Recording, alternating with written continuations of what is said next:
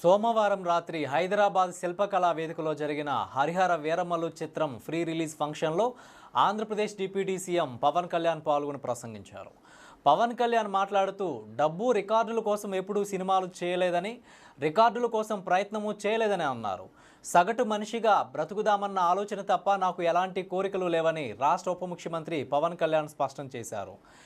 చాలా క్లిష్టమైన పరిస్థితుల్లో హైదరాబాద్లో హరిహర వీరమల్లు ఫంక్షన్ చేసుకుంటున్నామని, లక్షలాది మంది మధ్య జరుపుకోవాలని భావించిన వర్షాల కారణంగా వేడుకను శిల్పకళా వేదికకు పరిమితం చేయాల్సి వచ్చిందన్నారు.